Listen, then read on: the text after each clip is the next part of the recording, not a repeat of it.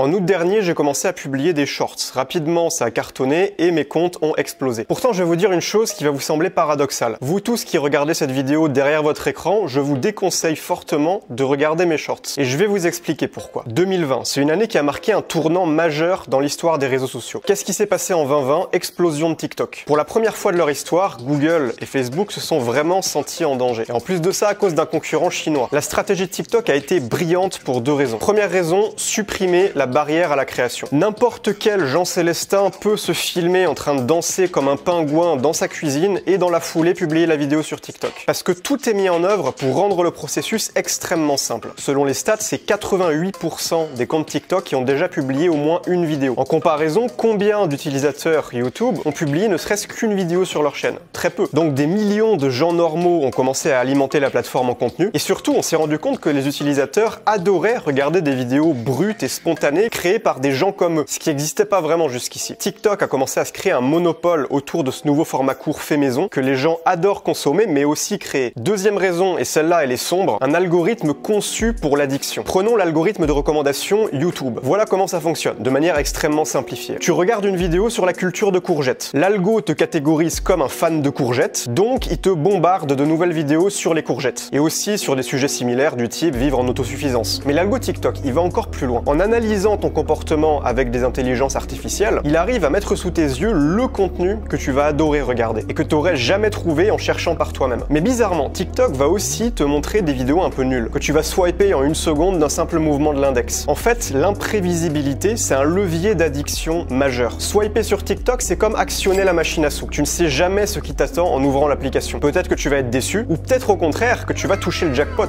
en tombant par hasard sur le divertissement parfait. Et pendant que tu swipes, ton cerveau baigne dans la dopamine. Pour renforcer l'addiction, ils utilisent aussi l'absence totale de friction. Vous avez peut-être remarqué que dès que vous ouvrez l'application TikTok, on vous balance une vidéo à la figure. Et contrairement à YouTube, on va jusqu'à vous supprimer le mini effort mental de choisir une vidéo. Le seul effort que tu as à faire, c'est de bouger ton doigt. Et comme le flux est infini, tu peux facilement te laisser aspirer dans la matrice pendant des heures sans voir le temps défiler. Comprends que tout est soigneusement mis en place pour te faire passer en mode larve. TikTok a réussi à hacker le cerveau d'une génération entière pour les rendre accros à leur plateforme comme à la coke. Et évidemment, toutes ces roublardises ont un impact désastreux sur ta santé mentale. À force de te gaver de contenu ultra court, ta capacité de concentration devient équivalente à celle d'un poisson rouge. Observe les gens qui swipent sur TikTok dans les transports en commun. Ils sont comme ça.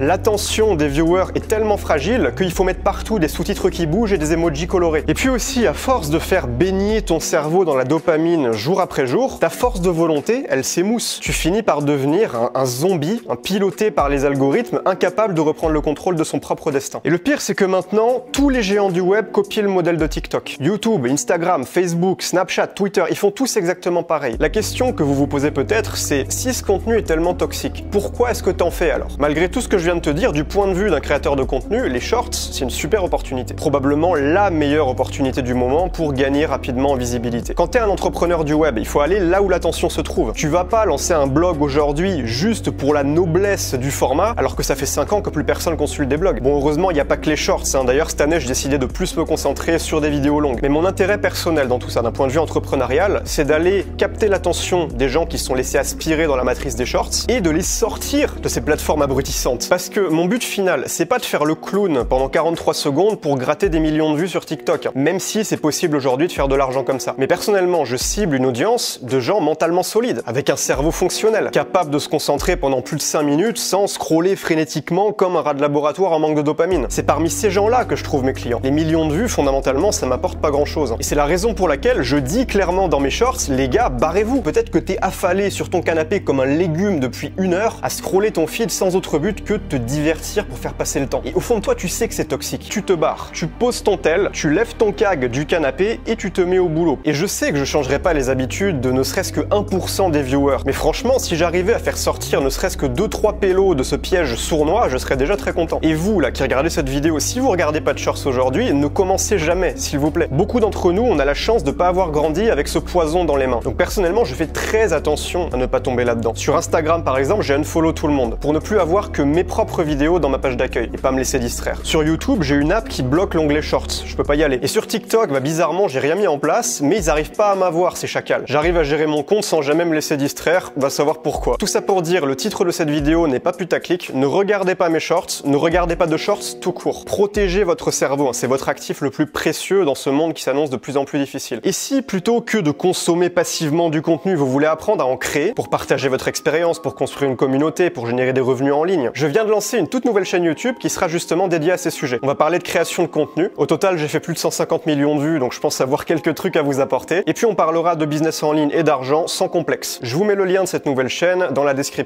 de cette vidéo. C'était tout pour aujourd'hui, je vous fais des bisous, je vous dis à très vite. C'était Emilio, ciao ciao.